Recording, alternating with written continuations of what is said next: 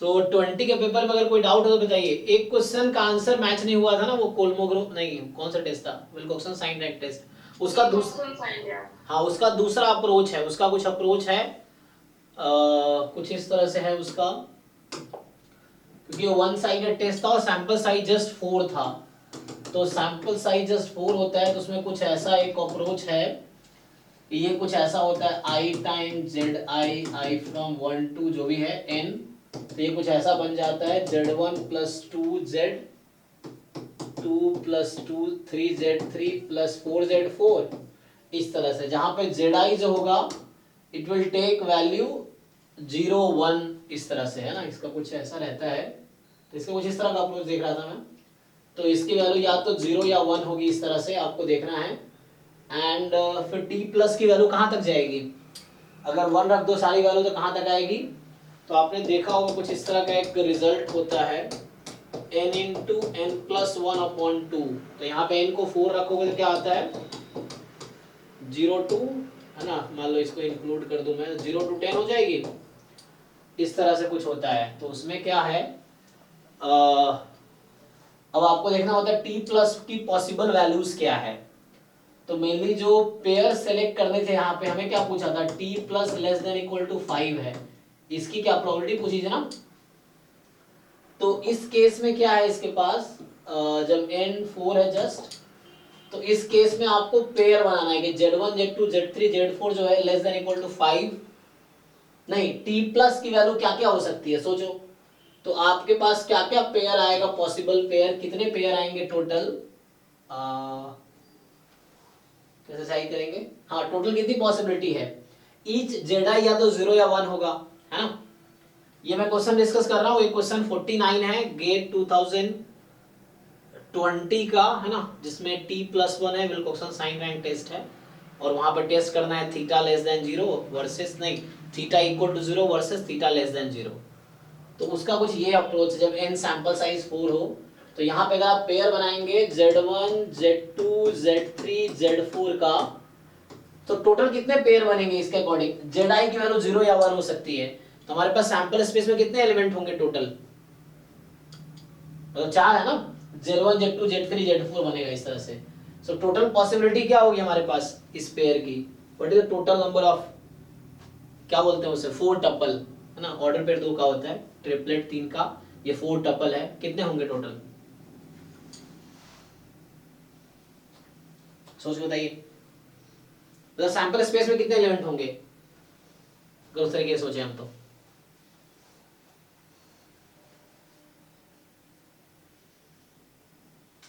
अरे भाई तुम लोग क्या दिमाग वाग लगाओ थोड़ा बहुत, ईच जेडाई 0 या 2 होगा, तो इसके कितने टोटल कॉम्बिनेशन बनेंगे, z1 या तो 0 या 1 हो सकता है, z2 0 या 1 हो सकता है, z3 0 या 1 हो सकता है, z4 0 या 1 हो सकता है, सो टोटल कितने कॉम्बिनेशंस बनेंगे इसके 4 टपल के, कितने बना कितने 16, हाँ 16 है ना, तो टोटल हमारे पास सैंपल इसमें 16 एलिमेंट्स हैं। अब हमें ये काउंट करना है कि उन 16 में ऐसे कितने फेवरेबल आउटकम है जिसके करस्पॉन्डिंग t प्लस की वैल्यू 5 या 5 से कम हो जाए, टोटल 16 अगर मैं बनाऊं तो कुछ ऐसा बनेगा ना, 0 0 0 0, एक ये हो सकता है 1 0 0 0, फिर 0 1 0 0 0 0 1 0, फिर ऐसे ही है ना बनाएंगे टोटल, तो लास्ट में 1 1 1 1 ये बनेगा, ये टोटल 16 पॉसिबल आउटकम्स है टोटल 4 टपल है करस्पॉन्डिंग। अब आपको बताना है इनमें से कितने आउटकम्स हैं जिसके करस्पॉन्डिंग t प्लस की वैल्यू 5 या 5 से कम होगी, 5 होगी या 5 से कम होगी, आपको काउंट करना पड़ेगा। So how many out of this 16 how many elements, ये सैंपल स्पेस समझिए, तो इन सैंपल में कितने आउटकम्स हैं जिसके corresponding t5 less than equal to t plus less than equal to 5 होगा, मतलब फेवरेबल आउटकम काउंट करने, ऐसे कितने फेवरेबल आउटकम होंगे, तो ये आपके पास t प्लस की वैल्यू है। तो अगर हम लिखें फेवरेबल आउटकम, अगर मैं लिखूं यहाँ पे, चलिए ट्राई करते हैं, तो एक तो 0 0 0 0 तो हो ही जाएगा, और ये 4 जो बनेंगे ये चारों तो होंगे ही ना, होंगे पक्का, हाँ तो ये 4 तो हो ही जाएगा, 1 0 0 0, फिर 0 1 0 0, फिर या 16 लिखते हैं उसमें पिक कर लेते हैं हम, ये भी कर सकते हैं ना, टोटल लिखेंगे तो। सो 0 0 1 0 एंड 0 0 0 1, ठीक है, ये हमारे पास है टोटल। एंड तो ये ओके है। अब क्या ले सकते हैं, अगर मैं 1 1 0 0 लूं तो 2 + 1 3, फाइन। 1 0 1 0 0 चलेगा, 1 0 1 4 चल जाएगा। सो काउंट कीजिए कितने हैं, और क्या होगा, 0 1 1 चलेगा, हाँ चल जाएगा, 0 1 1 0 0, तो कितना होगा, 3 3 6 2 8 लिख दिए मैंने। एक और होगा इसमें, कौन सा एक, देखिए 1 0 0 1, 1 0 0 1 0, इसके करस्पॉन्डिंग, हाँ ये भी ठीक है, वैसे 4 ही है ना, पर नहीं 3 हाँ ठीक है ना, नहीं 4 ही है, हाँ मतलब क्या लिखेंगे आप जो कहना चाह रहे हैं, 1 0 0 0, मतलब 1 0 0 1, ये नहीं लिखा होगा मैंने, चलेगा ये, चल जाएगा ना, 5 आ जाएगा इस पे, ठीक है, इक्वलिटी लगा हुआ है वहां भी, चल जाएगा। अब कोई और नहीं आएगा, अब चेक करके देखिए, तो हमने 1 एक बार भी नहीं लिया, फाइन है, एक एक बार लिया 1 है तो चारों आउटकम आ गए, 2 2 1 वाले ऐसे 4C2 है ना, 6 आउटकम्स होंगे जिसमें से हमारे पास 4 फेवरेबल आया, क्योंकि अगला आप लेंगे जैसे लास्ट दोनों 1 ले लेंगे तो 7 आ जाएगा सम, ये दोनों लेंगे तो 6 आ जाएगा, तो 2 हटा दिए तो 4 आ गया, अब आगे कोई भी लेंगे तो नहीं आएगा, तो ये 9 फेवरेबल आउटकम्स है आउट ऑफ 16, तो ये इसका आंसर है। और आपको उसमें क्या पूछा हुआ है पेपर में, पेपर में पूछा हुआ है 32 into probability t plus less than equal to 5, so ये इसका अप्रोच है, तो इसका हमें ना थ्योरी डिस्कस करना पड़ेगा, तो ये 18 इसीलिए आंसर है ना, तो इसका आंसर यहाँ से 18 आता है। तो ये आप, हाँ सर मैं अपने प्रोफेसर से बात कर रही थी, जी जी, तो सर बोल रहे थे कि ऐसे करके मतलब गेट नहीं निकलेगा, मतलब वो सब्जेक्टिव क्वेश्चंस को बहुत थॉरोली कुछ पढ़ना पड़ेगा, यस, तब जाके उसका मतलब गेट निकल सकता है। ओके, तो आप मतलब एक साल और ड्रॉप करने का प्लान कर रहे हो आप? नहीं, मैं वही तो पूछ रही थी, वही थॉरोली पढ़ूंगी तो ये सब पढ़ूंगी क्वेश्चन। देखो चूंकि उन्होंने थोड़ा पढ़ा इसलिए, देखो होता क्या ना, हमारा mind set is the biggest asset, मैं बता रहा हूँ, हम जैसा इंसान किसी एग्जाम की तैयारी नहीं किया, मैं ऑनेस्टली बता रहा हूँ, ना मैं कभी जैम की तैयारी किया, ना कभी गेट की तैयारी किया, ना कभी नेट की तैयारी किया, कभी नहीं किया, और एग्जाम में बैठा एग्जाम निकल गया। अब हमने कभी थोड़ा इतना कभी नहीं पढ़ा, पिछले साल गेट का एग्जाम दिया, सिर्फ जैम में जो पढ़ाता हूँ उसी बेस पे दिया, 53 मार्क्स आए, हो गए, तो वो उनकी थिंकिंग है, अगर उनकी थिंकिंग आप कैरी करोगे तो आप 4-5 साल इंतजार करो, आराम से थोरो एमएससी की सारी चीजें पढ़ो, 4-5 साल बाद गेट का एग्जाम देना, ठीक है, तब ठीक रहेगा। वरना हमारा जैम का बच्चा गेट कैसे निकाल लेता है, ईशान शर्मा जो मैथ्स ऑनर्स का बच्चा है, वो सिर्फ मेरे साथ 1 साल जैम की कोचिंग किया, तब मैं गेट पढ़ाता भी नहीं था, गेट में पहली बार पढ़ा रहा हूँ थ्योरी, पिछले साल सिर्फ पीवाईक्यू कराए थे, पिछले साल मैं गेट का क्रैश कोर्स चलाया था, तो सिर्फ पीवाईक्यू कराया था, मैं थ्योरी नहीं पढ़ाया, थ्योरी में पहली बार पढ़ा रहा हूँ, और मुझे खुद भी बहुत अच्छे से आता नहीं, मैं सीख ही रहा हूँ समहाउ, ठीक है।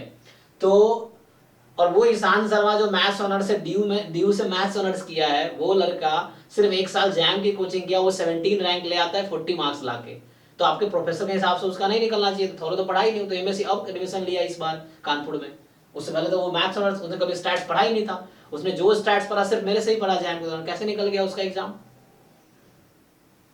उसने थोड़ा तो नहीं पढ़ा, उसने स्टैट्स ऑनर्स किया नहीं, स्टैट्स में एमएससी किया नहीं, वो मैथ में ऑनर्स किया, वो पूरा साल 3 साल मैथ पढ़ता रहा सिर्फ मेरे साथ। मैंने उसे आप जो ये एब्सॉर्बिंग स्टेट वाला जो क्वेश्चन था ना मार्कअप चेन में, हाँ तो मैं जिसका वो पेपर मतलब वो हाँ, बहुत ही है उस टॉपिक का, अरे उनका कहने का मतलब था कि 100 में 100 लाने के लिए गेट में आपको थोड़ा पढ़ना पड़ेगा, हमें 25 नंबर चाहिए, हमें सिर्फ 25 नंबर चाहिए, उसके लिए 4 दिन की तैयारी काफी है, सिर्फ 4 दिन बैठ के जो पेपर पिछले 5 साल के 4 बार कर लो ना, इतने में 25 नंबर आ जाएंगे।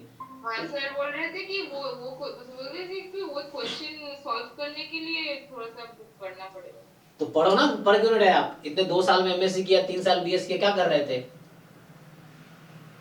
कितना पढ़ो सर, पढ़ के तो आप ये देखो, पहली बात तो सोच थोड़ी वैसी है, आप ये क्यों नहीं अज्यूम करते इतना आपने पढ़ा वो सफिशिएंट है, इतना ऐसा ऐसा समझो ना, आपने जितना अभी तक पढ़ लिया, 2 साल 3 साल बीएससी किया आपने, 2 साल एमएससी किया, 1 साल ड्रॉप हो गया, आप ये समझो ना कि आपने 6 साल में जो पढ़े वो काफी है। अब क्या करना है, क्वेश्चन सॉल्व करना है। अब पढ़ोगे इतना, जिंदगी भर पढ़ोगे तभी परफेक्ट नहीं बनोगे, ये चीज है ना। सबसे बड़ी चीज क्या है, इंसान का दिमाग ना थोड़े उस तरह के होने चाहिए। मैं थोड़े अपने लाइफ के 2 चीजें बताता हूँ। जैसे लोग पीएचडी कर रहे हैं, उनका ये कहना है कि पीएचडी करके ट्यूशन नहीं पढ़ा सकते, मतलब इतना टाइम ही नहीं मिलता। कैसे नहीं मिलता भाई, मैं 6 घंटे डेली पढ़ा रहा हूँ, 8-9 घंटे डेली पीएचडी का काम कर रहा हूँ। मैं पीएचडी में भी बाकी लोगों से बेटर हूँ, टीचिंग में भी बाकी लोगों से बेटर हूँ, दोनों जगह अच्छा कर रहा हूँ। क्यों? क्योंकि मेरा दिमाग कहता है मैं दोनों कर सकता हूँ और अच्छे से कर सकता हूँ, इसलिए मैं कर पा रहा हूँ। तो सबसे पहली चीज अपनी ब्रेन को थोड़ा सा ठीक ठाक करो, है ना। ये जो कुछ लोग कह दिए उसकी बात मान लिए, अरे ठीक है, वो अपने एक्सपीरियंस से कह रहे होंगे, क्यों उनकी बात मानेंगे हम। हाँ सर, वो मतलब बहुत सारी क्वेरीज में दिया था कि पीएचडी करने से पीएचडी में टीचिंग नहीं करना चाहिए। अरे सबकी अपनी सोच समझ है ना। मैं तो 2.5 साल में पीएचडी हो गई मेरी, मैं तो 3 साल पूरे होने के वेट कर रहा हूँ। मैं तो बस 6 महीने काट रहा हूँ कि 3 साल पूरा हो, मैं पीएचडी सबमिट करके निकलूं। ऐसे लोगों को मैंने देखा है जो 8-9 साल लगाए हैं, आप भी जानते होंगे। तो ये थोड़ी है उन्होंने 9 साल लगाया, अब कोई टीचर बोल दिया बेटा पीएचडी में 9 साल लगेंगे तुमको, अब मैं सोचूंगा नहीं मैं 9 साल लगा के जाऊंगा, क्यों लगाऊंगा भाई मैं, हैं? तो ऐसा क्यों सुनते हो लोगों की बातें, फालतू बातें। जो लगे ठीक है सुनो, वरना इग्नोर करो, चाहे प्रोफेसर हो कोई भी हो। कुछ कुछ प्रोफेसर ऐसे भी होते हैं, बोलते कि तो डीमोटिवेटिंग होते कि इतना टाइम लगेगा तो टाइम कंज्यूमिंग है, ये सब कुछ। तो उनको क्यों सुन रहे हो आप, टाइम लगेगा तो क्या हो जाएगा। मेरा टाइम है, मैं इतना लगाऊं तो आपको इससे क्या। तो वही ना, तो सुनो ठीक है, इसे बताने क्या छोड़ो, क्यों चाहिए नॉलेज भाई। हमको जो क्वेश्चन सॉल्व करना आना चाहिए, क्वेश्चन सॉल्व हो गया खत्म, उसमें क्या ही करना है मुझे, हो गया काफी है। तो क्वेश्चन सॉल्व करना सीखो ना। और आपने इतने पढ़े, इतना काफी है। ऐसे परफेक्ट तो कोई नहीं हो सकता ना, मैं हूँ, मेरे खुद गाइड है, वो फंस जाते तो मैं उनका डाउट का मैं सॉल्व करता हूँ। वो कितने सालों से प्रोफेसर है, इसके बाद परफेक्ट कोई थोड़ी है। और ऐसा थोड़ी बोल सकते उनको नहीं आता है, आता है, लेकिन सबकी अपनी स्ट्रेंथ और वीकनेस है। तो जरूरी थोड़ी हमें 100 में 100 गेट में मार्क्स लाने, क्यों 100 मार्क्स लाने, आप 25 नंबर ले आओ, क्वालिफाई हो गया। 30 नंबर ले आओ, 40 नंबर ले आओ, काफी है। ये सब फालतू बातें मत सुनो लोगों की। ये चीज है, चाहे प्रोफेसर हो कोई भी हो, वो अपना एक्सपीरियंस बता रहे होंगे, तो अपने में क्यों फिट कर रहे हो। सबका अलग अलग एक्सपीरियंस है लाइफ का, हम दूसरों में क्यों फिट करेंगे। ठीक है जी, तो ये आंसर है इसका। इसीलिए टैलेंटेड लोग लाइफ में सक्सेसफुल नहीं होते, वो होते हैं जिनकी थोड़ी माइंडसेट ठीक होती है। टैलेंटेड भी हो, माइंडसेट भी ठीक हो तो बहुत आगे जाओगे, नहीं तो एक कमजोर बच्चा तुम देखो लाइफ में बहुत आगे चला जाता है, क्योंकि उस तरह से उसकी सोच समझ उसके हिसाब से। थोड़े से मेंटल प्रिपरेशन बहुत इंपॉर्टेंट है उसमें, जर्नी में, कि खुद पे भरोसा रखना, कि जो कर रहे हो उस पर भरोसा रखो। ये है, दुनिया छोड़ो, दुनिया क्या कर रही है, खुद मेहनत करो, हो गया। ठीक है, चलिए। तो हम लोग ये 20 का एक क्वेश्चन था, ये मैं देख रहा था कहीं पे ना, तो ये अप्रोच है, इसके पीछे की आप थ्योरी पढ़ सकते हो। तो ये टेस्ट स्टैटिस्टिक, ये P+ बनाता है ये लोग, और उसके हिसाब से आता है ये। बाकी एक क्वेश्चन 2021 वाला जो था, वो भी हम ट्राई कर सकते हैं इस अप्रोच पे, लेकिन वो बहुत लेंदी हो जाएगा। सोचो अगर हम हमारा जो 2021 वाले क्वेश्चन में ये अप्रोच लगाए अगर हम, तो उसमें बहुत टाइम टेकिंग प्रोसेस नहीं हो जाएगा ये। अगर हम वो करते तो वहां पे क्या होगा, वहां तो N10 था, ये 2020 का क्वेश्चन है, ठीक है। और 2021 वाला जो हमारा क्वेश्चन था वो ये था कि समेशन I/Z होगा I from 1 to 10, तो यहाँ होगा Z1 2 Z2 फिर 10 Z10। अब इसमें टोटल सैंपल स्पेस में एलिमेंट 2 की पावर 10 हो जाएगी, मतलब 2 की पावर 10 का मतलब क्या 1024, 1000 आउटकम है, फिर काउंट करना तो बहुत मुश्किल काम है। तो इसीलिए उन्होंने वहां पे क्या किया था, तो वहां पे दे अप्रोक्सीमेटेड इट एज दिस, तो इससे हमारा आंसर आया था उसमें। इसमें नहीं आया है क्योंकि ये n बहुत छोटा है, तो यहां से एग्जैक्ट आंसर निकाल सकते हैं, यहां सम काइंड ऑफ अप्रोक्सीमेशन हो गया, ये है, क्योंकि उसमें बहुत टाइम लगेगा। और यहां से n into n+1 2n+1/6, ठीक है ना, इस तरह से है। और गेट जैम निकालने के लिए, नेट निकालने के लिए बहुत ज्यादा थ्योरी जानने की जरूरत नहीं है, हमें प्रॉब्लम सॉल्विंग स्किल डेवलप करने की जरूरत है। ऐसे मेरे कई सारे फ्रेंड है जो पीएचडी कर लिए, उनका आज तक नेट नहीं निकला है। इवन खड़गपुर में भी हैं लोग ऐसे जो पीएचडी कंप्लीट हो गया है या हो रहा है, उनका नेट नहीं निकला है। क्यों? उनको नॉलेज, ऐसे कोई नॉलेज नहीं है, पीएचडी कर लिए वो नॉलेज कैसे नहीं है, लेकिन नेट क्यों नहीं निकल रहा? क्योंकि प्रॉब्लम सॉल्विंग स्किल उनकी वीक है। नेट या गेट निकालने के लिए प्रॉब्लम सॉल्विंग स्किल डेवलप करनी पड़ती है, वो आप सॉल्व डेवलप करोगे तब निकलेगा, वरना आप कितने विद्वान हो जाओ तभी नहीं निकलेगा, ये चीज है। तो प्रॉब्लम सॉल्विंग स्किल डेवलप करनी पड़ेगी। थॉरली पढ़ने से सर नॉलेज तो हो रहा है, लेकिन मतलब बहुत टाइम कंज्यूमिंग। हाँ, मैं भी यही देख रहा हूँ कि आपके नॉलेज बहुत है लेकिन आपसे क्वेश्चन नहीं होते। तो इस नॉलेज, वो गेट वालों को फर्क नहीं पड़ रहा आपके पास कितना नॉलेज है, उससे उसको कोई फर्क नहीं पड़ रहा। उसको ये फर्क पड़ रहा है कि आपने कितने सही आंसर टिक किए हैं, वो इंपॉर्टेंट है उसके लिए। आप नॉलेज है नहीं है उसको क्या ही फर्क पड़ता है। आप तुक्का लगा लो, सारे क्वेश्चन तुक्का लगा लो, फुल मार्क्स आएंगे, कोई कंप्लेन नहीं होगा। ये चीज है उस तरह से। थोड़ा नॉलेज क्यों चाहिए आपको, 100 में 100 मार्क्स लाने हैं। और क्या आप कितने दुनिया में थोड़ा पढ़ने वाले लोग नहीं है क्या जो एग्जाम देते होंगे, उनके क्यों नहीं आते हैं? क्यों 50-60 पे ही फर्स्ट रैंक आ जाता है? वो भी थोड़े पढ़ने वाले लोग होंगे। और ये एक साल की कहानी थोड़ी है, हर साल की कोई यही कहानी है कि हर साल इसी मार्क्स पे राउंड आता है। ऐसा कभी हुआ है गेट में कि 100 में 100 बच्चा ले आया? नहीं हुआ है ये चीजें। और क्यों आपको 100 लाने हैं? ठीक है जी। तो अभी हम लोग 2019 का डिस्कस करते हैं। तो यहाँ पे मैं सोच रहा था ऐसे क्यों नहीं कर सकते, यहाँ बहुत ज्यादा केसेस हो जाएंगे ना। इसमें टोटल 2 की पावर 10 हमारे पास इतने केसेस हो जाएंगे। तो ये जो 2021 2021 के एग्जाम में जो सेम कॉन्सेप्ट के क्वेश्चन था लेकिन टेस्टिंग अलग था, तो ये बहुत लेंथी होगा, इसलिए ये अप्रोक्सीमेशन, सॉरी यहाँ 24 था, तो ये अप्रोक्सीमेशन काम आया था। यहाँ पे इससे आंसर एग्जैक्ट नहीं, क्योंकि वहां पे जो हमने इससे सॉल्व किए थे तो इससे आंसर इसका आ गया था 8/16 आ गया था ना, क्योंकि वो कॉन्टिन्यूटी करेक्शन। अच्छा, तो ये कॉन्टिन्यूटी करेक्शन करके आ जाना चाहिए था। एक मिनट, यहां से अगर मैं उससे सॉल्व करूं,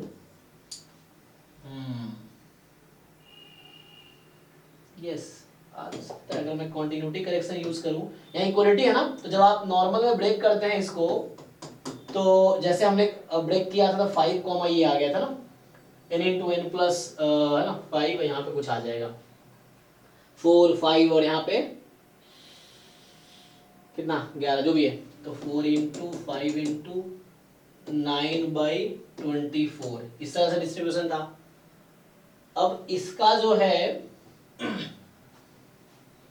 यहाँ इक्वलिटी है ना, तो इसको अगर हम ब्रेक करें यहाँ पे t प्लस लेस देन 6 कर लो या 5.5 कर लो, तो यहाँ पे कुछ इस तरह से अगर आप करोगे तो कॉन्टिन्यूटी करेक्शन का कुछ आंसर आ जाएगा, लेकिन एग्जैक्ट नहीं आएगा ना, कुछ ये 5 के टर्म में आएगा, फिर 5 की जरूरत पड़ेगी यहाँ पे। तो चूंकि यहाँ n स्मॉल है काफी, 4 है, इसीलिए ये हो जाएगा। यहाँ थोड़ा टाइम टेक, यहाँ बहुत टाइम टेकिंग, इसलिए अप्रोक्सीमेशन से आंसर सही आ गया था, यहाँ पे नहीं आया था। ठीक है, ये अप्रोच था इस क्वेश्चन का। चलिए, तो अभी 2019 का पेपर डिस्कस करते हैं। 2020 में अगर और कोई डाउट किसी को है तो पूछ सकते हैं। 2020 गेट के पेपर में अगर आपने सॉल्व किया हो, डाउट है तो पूछिए। पीवाई को सॉल्व करना बहुत जरूरी, मैं कह रहा हूँ। लोगों को लगता है उनको आता है, लेकिन आता नहीं है। आप में से कुछ होंगे उसको लगता होगा आता है, लेकिन जब तक सॉल्व करोगे, तब तक सॉल्व नहीं करोगे, तब तक नहीं पता चलेगा आपको कि आपको आता है कि नहीं आता। फिर सॉल्व करके श्योर हो जाओ। हमने 23, 22, 21, 20 ये 4 पेपर डिस्कस किए हैं। एक दो क्वेश्चन हो सकता है इनमें भी रह गया हो, लेकिन आप सॉल्व करो, पूछो, फिर हम ट्राई करेंगे, है ना। इस तरह से हैं। अदरवाइज आप सॉल्व करके देखो सारे क्वेश्चन। हम लोग 90 टी माइनस भी यही फॉलो करेगा क्या?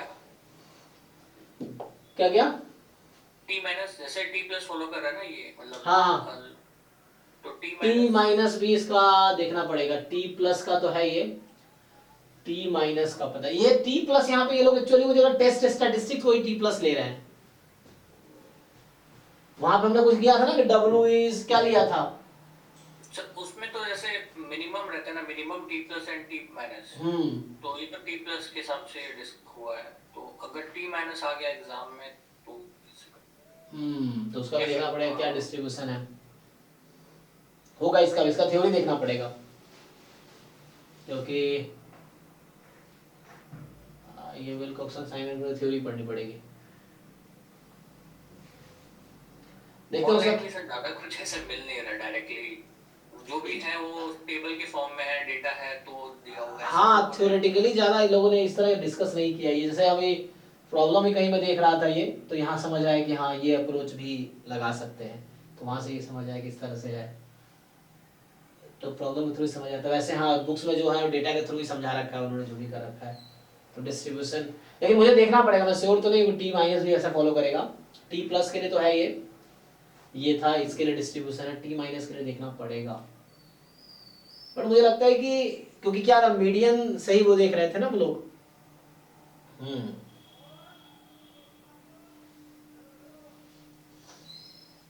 होना तो चाहिए, हो सकता है से इस तरह से फॉलो वहां भी हो जाना चाहिए। जी, लेकिन मुझे देखना पड़ेगा उसके श्योर होने के लिए ना, चेक करता हूँ मैं एक बार तो टेक्स्ट में देखकर पढ़ता हूँ, उसके बारे में पढ़ना पड़ेगा तब जाके श्योर होंगे। अभी 21 का पेपर डिस्कस करते हैं, आप लोग फिर भी सॉल्व कीजिए और फिर देखिए जो डाउट रह जाता है एंड में भी क्लास तो चलती रहेगी, एग्जाम तक चलेगी क्लासेस, तो उसमें हम लोग डिस्कस करेंगे, फिर मैं पढ़ के बताऊंगा कुछ नहीं आएगा तो ये है।